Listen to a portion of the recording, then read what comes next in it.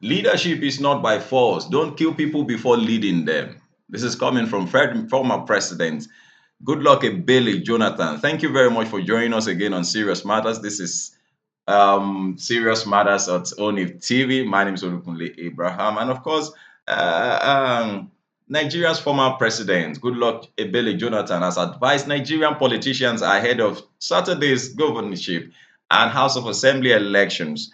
Speaking on Thursday, March 16, at Sampo community in Kolokuma, Opokuma local government area of Bayelsa State, shortly after paying a condolence visit to Governor Doe Diri, who lost his father, Pa Abraham Diri. Jonathan admonished politicians against do or die politics, saying those who aspire to rule should not force themselves on the people. I've said this times and again. Yorubas have a saying, wọ́n ní wọn ò fẹ́ ẹ lágbo, ó lọ ń dá orin. Ta ló máa bá ẹ lùlù sí, ta ló máa bá ẹ gbé? In other words, they don't want you in a gathering. You now pick the mic and say you want to lead praise and worship. Who go drum? Who go do backup? Jonathan said that leadership is not by force. And I've said that times and again. The people don't like you. Why are you forcing yourself on them? Why are you forcing yourself on them? Tough. Because I come to think about the fact that it's a democratic government, except democracy has forsaken its original intent or intention or definition. A government of the people, by the people, and for the people. It's supposed to be about the people. And so if the people don't like you, then you are not a Democrat. You are not, and you become their leaders, you are not a Democrat. You are not democratic in your leadership. Leadership is not by force. It is about serving the people. So if you want to lead the people, you cannot kill them before leading them. You can't kill them. If you now kill the people, who will you lead? Who are you going to lead? I think we should just have an understanding that one of the reasons why we have remained where we are is because we have not done things the way they ought to be. We saw in the presidential elections results that have been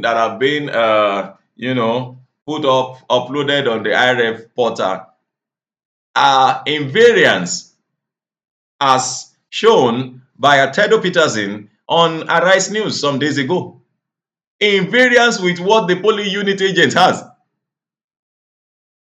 And it's not just the polling unit agent, there were people there.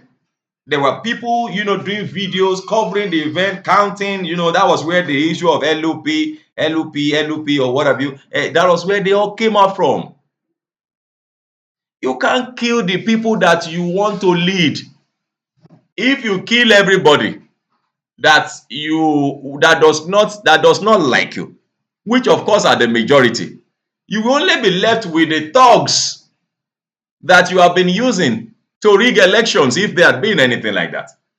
And they will revolt because they believe you are on the same page. They believe you are on the same level, whereas you want to exercise leadership on them. You will want to press down, want to say something. And you can't use somebody to constitute a nuisance and come back to say that you will punish the person. Won't the person flare up and say, no, we are in this thing together now. He said in Bayelsa, that's Goodluck Jonathan, still talking. In Bayelsa, the challenges will be minimal because we do not have governorship election on Saturday. But I urge our people to conduct themselves well. Well, every part of the country where elections will be held tomorrow, I urge people to just be calm and just be cool. Don't risk your life because of any politician. It's not about politicians. I think now people are beginning to understand that the obedience is not about Peter Obi alone. In fact, Peter Obi was just part of the movement. He's just part of the movement. It's a movement that stands alone. And that's why you see candidates in different parties in different parties calling on the obedient to come and vote for them. And so, in fact, there was one I saw in Edo. I think it was is Omo Agege, who they're not that's not Edo. I think somewhere maybe in Delta or somewhere, who put Peter Obi's picture on his billboard. Yet he is in I think he's in APC or PDP.